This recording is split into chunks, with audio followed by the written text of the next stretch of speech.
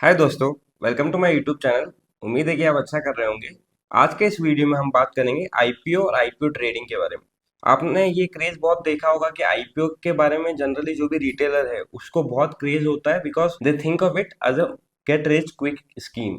मतलब कि आज पैसा डाला, 3-4 दिन बाद आईपीओ अलॉटमेंट होगा, उसके बाद 2 दिन बाद लिस्टिंग होगी। मतलब 10 दिन में आपका पैसा डबल हो सकता है।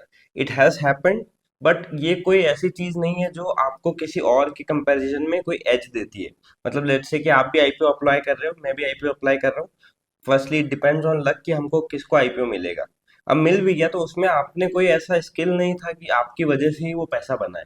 बट देयर इज समथिंग कि आईपीओ आने के बाद बहुत सारे शेयर्स बहुत ज़्यादा गिर जाते हैं, जैसे कि पेटीएम हो गया, इनिशियली कार ट्रेड हो गया, उसके बाद इनिशियली जोमेटो में बहुत गिरावट आई थी। और कुछ कुछ शेयर्स ऐसे होते हैं कि जो आईपीओ आने के बाद थोड़ा टाइम, एक हफ्ता हो गया, एक महीना हो गया, कंसोलिडेट करते हैं और जैसे ही ब्रेकआउट आता है तो they go up as high as 100 to 200%। तो हमको यहाँ पे आज इस वीडियो में हम जो बात करेंगे वो है कि IPO with the help of price action, क्या हम कोई ऐसा सेटअप डिस्कस कर सकते हैं या कोई भी ऐसा आइडिया जिसकी मदद से कोई भी आईपीओ वाला शेयर लिस्ट हो, उसके बाद हम उसमें अगर अपॉर्चुनिटी बने तो उसमें ट्रेडिंग करके पैसा बना सके। तो उसका एक परफेक्ट एग्जांपल होगा IREDA। इनिशियली अभी लास्ट के 2-3 महीनों से सरकारी कंपनी, जो भी गवर्नमेंट कंपनीज है, whether from PSU bank, whether PSC, they were going up literally like anything. मतलब कि अगर आप वो इंडेक्स भी देखोगे तो 3-4 महीने में इंडेक्स हैज ऑल्सो डबल्ड। ये मतलब टॉप नॉच बुल मार्केट का साइन है। तो इससे हमको डरने की बात नहीं, पर इससे एक चीज ऐसी है कि जो भी उस सेक्टर में आईपीओ आए recently, they have done very well. तो यहाँ पे इस चीज को ब्रेक करने से पहले कि सीधा मैं आपको बता दूं कि ये चीज देखना होता है और उससे सीधा आप ट्रेडिंग कर सको, वो सही नहीं होगा। वो मतलब ऐसा होगा कि आपने कहीं पढ़ा या मैंने बता दिया। और तो इससे पहले हमको इसको ब्रेक डाउन करके कॉन्सेप्ट समझना होगा कि आईपीओ होता क्या है।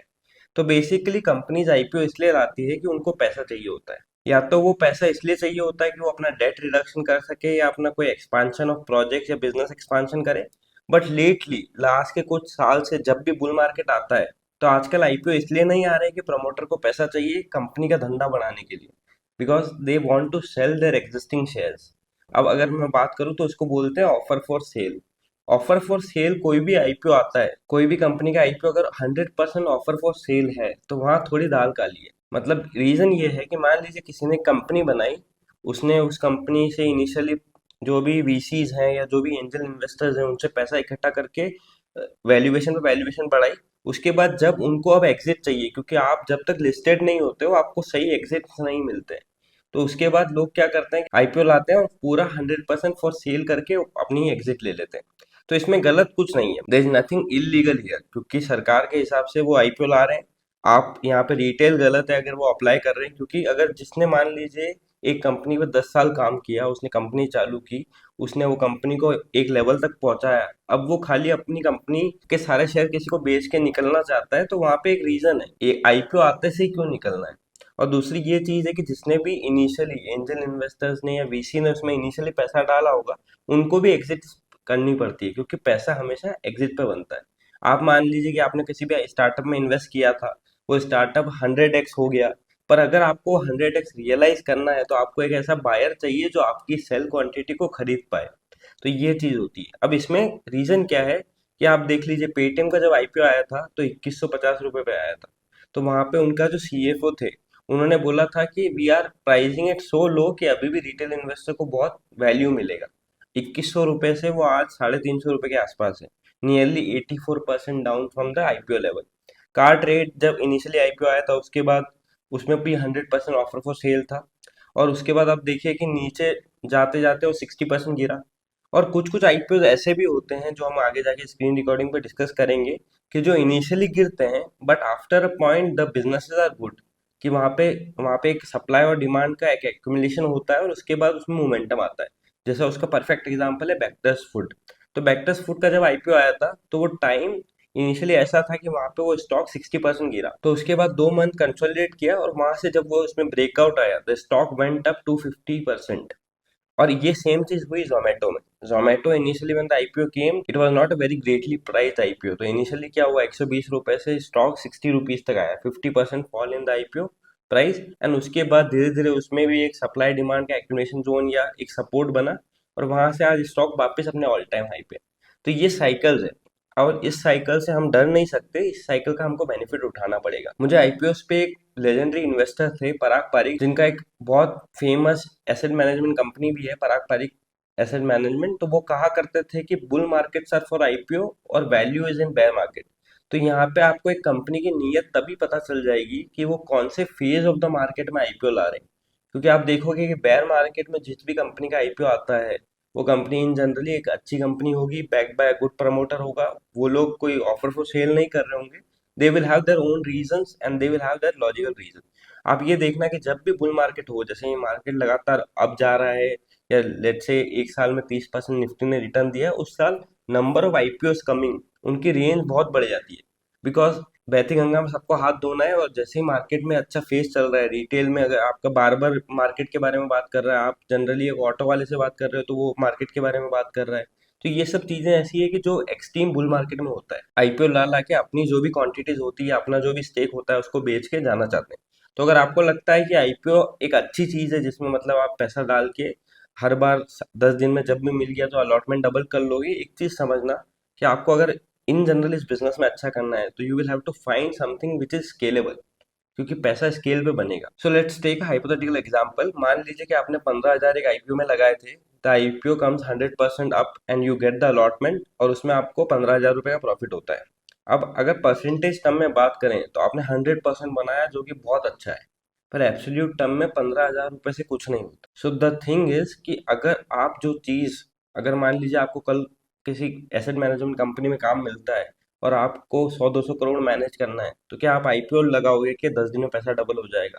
आपको कोई पैसा ही नहीं देगा। और जनरली एक और चीज़, जो भी आईपीओज आते हैं जहाँ पे कंपनी प्रॉफिट नहीं कर रही है, जैसे कि रिसेंटली एक मामा अर्थ का आईपीओ आया था, वहाँ पे कंपनी ने कोई प्रॉफिट नहीं किया, कंपनी का कोई एक्स्ट्रा ऑर्डिनरी बिजनेस में नहीं था, they are just like cosmetic brand. तो वहाँ पे उस आईपीओ अलॉटमेंट के टाइम पे आप देख सकते हो कि कौन से म्यूचुअल फंड उसमें अप्लाई कर रहे हैं। तो वो म्यूचुअल फंड में आपका एसआईपी नहीं होना चाहिए, सिंपल बात है।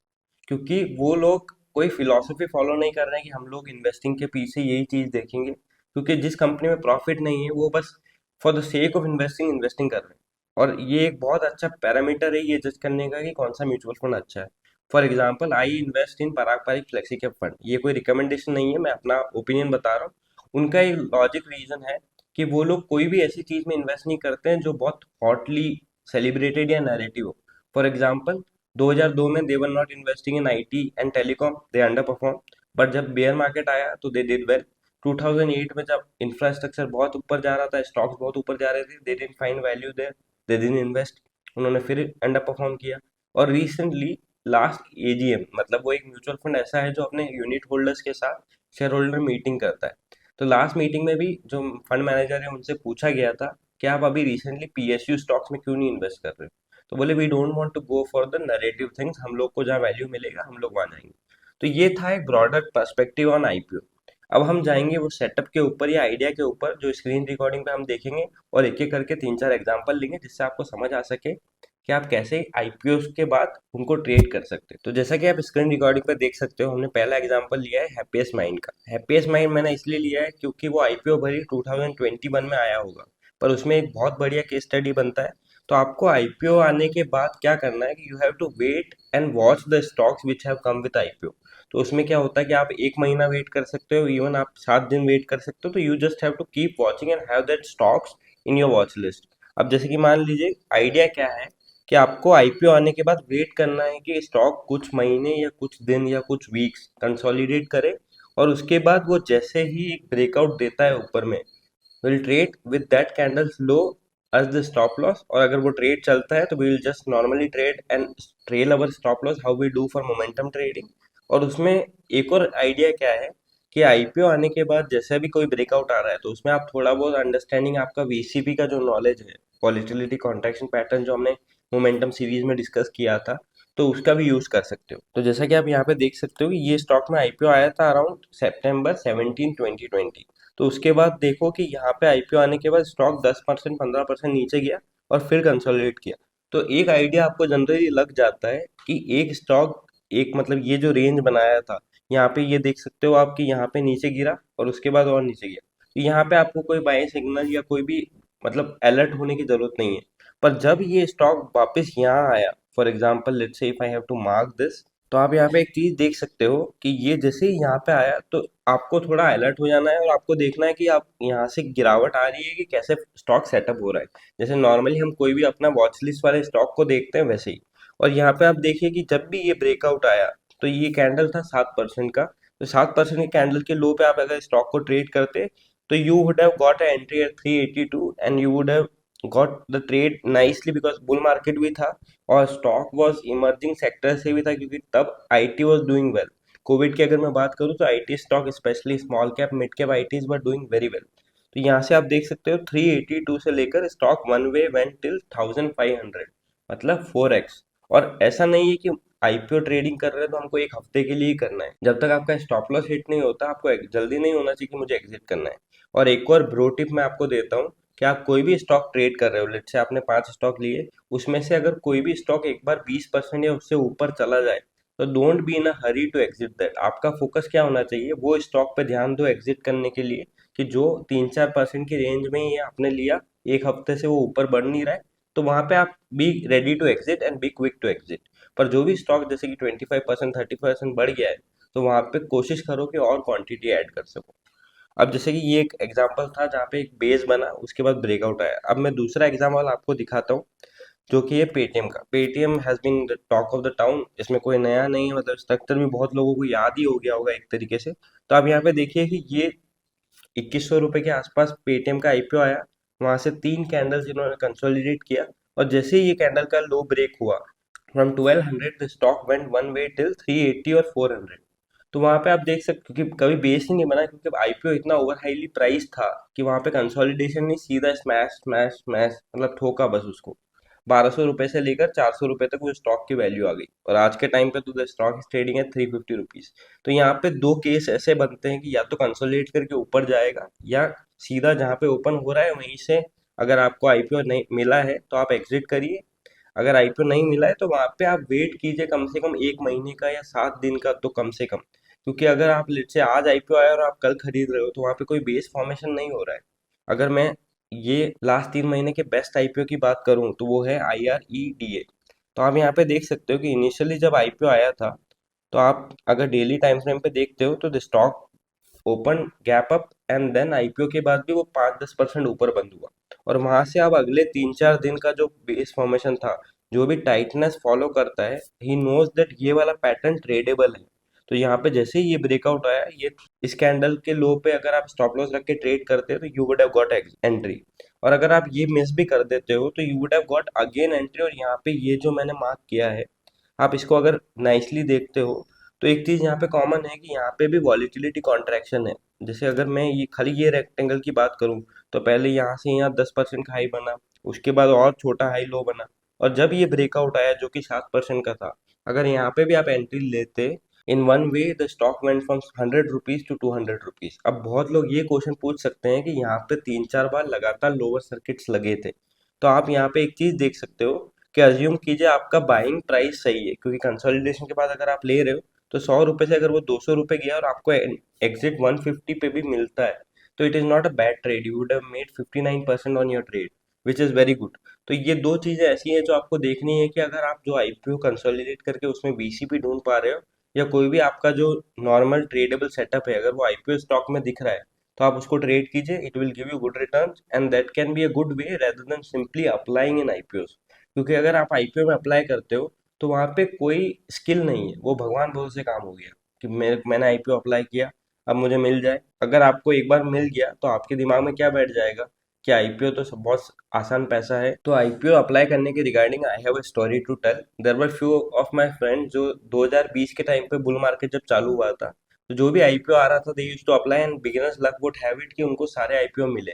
They made good money. 2021 में जब बेयर मार्केट चालू हुआ तो उन्होंने जो भी आईपीओ अप्लाई किया उनकी साइकोलॉजी क्या थी कि आईपीओ में एग्जिट तो हम प्रॉफिट लेके ही करेंगे क्योंकि जो भी आईपीओ मिले थे वो डबल हुए। तो अब जब उनको पेटीएम जैसे या कार ट्रेड जैसे आईपीओ मिले they couldn't exit and they average it down. तो जो भी उन्होंने इनिशियली पैसा बनाया था वो 60% गिरने के बाद they average and they have become long term investors. तो जब भी आपके पास कोई प्लान नहीं होता एग्जिट का, क्योंकि स्टॉक मार्केट पे पैसा एग्जिट पे ही बनता है, you may have 500% और 50,000% अनरियलाइज रिटर्न्स, बट वो हिंदी में बोला जाता है कि जो बुक किया वो अपना बाकी सब सपना। तो if you can't book it you don't have it. तो वो वाली बात है कि आपको जो एग्जिट पे प्लान बनाना चाहिए वो सबसे ज़्यादा फोकस आपका वहाँ रहना चाहिए। तो अब इसमें दो आईपीओ ऐसे मैं डिस्कस करूंगा एंड में, and then will conclude the video. So यहाँ पे आप एक चीज़ देख सकते हो कि मैं जो बोल रहा था आपको इनिशियली कि कंसोलिडेशन के बाद गिरावट आए तो हमको वो आईपीओ नहीं लेना है। तो आप यहाँ पे बैक्टस फूड का एग्जांपल देख सकते हो कि इनिशियली जब आईपीओ आया था तो the stock consolidated for 2 weeks and then went. तो यहाँ पे जब 600 रुपये से stock went till down till 270, तो वहाँ पे आप एक चीज़ देख सकते हो कि वहाँ पे इनिशियली मार्केट को उस स्टॉक में वैल्यू नहीं दिखी, बट 1 ईयर आफ्टर उसके फंडामेंटल चेंज हुए होंगे या कुछ थीम चेंज हुआ होगा। तो यहाँ पे स्टॉक कंसोलिडेटेड और जैसे ही यहाँ पे ब्रेकआउट आया 430 या 450 लेवल का, from there the stock went till 1200। तो ऐसा ज़रूरी नहीं है कि जो आईपीओ पहले गिर गया है वो वापस बढ़ नहीं सकता। Same cheese happen with Zomato also. Initially the stock open at 120 और उसके बाद आप देख सकते हो कि यहाँ पे जो बड़ा रेंज बना था वो कंसोलिडेट करके नीचे जब गिरावट आई तो the stock went from 120 till 60 rupees, और sorry 40 rupees. So which is like more than 60% fall. But यहाँ पे ऐसा है कि market again realise the value, consolidation happen. और एक और चीज जो ये आईपीओ में जो वी शेप बन रहा है कि इनिशियली आईपीओ गिर रहे हैं और फिर रिकवर कर रहे हैं, आप एक चीज से सीख सकते हो कि आप एक चीज देखना कि कभी भी गिरने के बाद एकदम आईपीओ नहीं बढ़ते, वो कंसोलिडेट होते हैं, मतलब 6 महीना 1 साल कंसोलिडेशन होता है। तो वहाँ पे क्या है कि जो सप्लाई होती है वो ऑब्जर्व होकर नए बायर्स आएंगे, they will start accumulation and then breakout will come. एक टाइम के बाद डिमांड बहुत ज़्यादा बढ़ जाएगा कि वो स्टॉक भागने लग जाएगा। तो ये था हमारा आज का वीडियो जहाँ पे हमने ऑल अबाउट आईपीओ इन्वेस्टिंग या आईपीओ ट्रेडिंग डिस्कस किया। अगर आपको ये वीडियो अच्छा लगा हो तो लाइक करें, शेयर करें, and please don't forget to click on the notification bell icon, ताकि जब भी कोई नया वीडियो आए तो आप उसे देख सको। एंड एक और चीज जो मैं आपको बोलना चाहता हूँ, अगर आप में से कोई भी इंस्टाग्राम या ट्विटर पे है तो I am been very active on Instagram on like day to day basis और लाइव मार्केट में whatever I trade, let's say option trading हो गया या इक्विटी ट्रेडिंग हो गया, तो I am very active there. I treat Instagram as a trading journal, वहाँ पे भी आप मुझे फॉलो कर सकते हो। Even if you want to interact with me I am very open there, you can just text me and we can interact there also. तो मिलते हैं नए वीडियो में। Have a safe trading week ahead.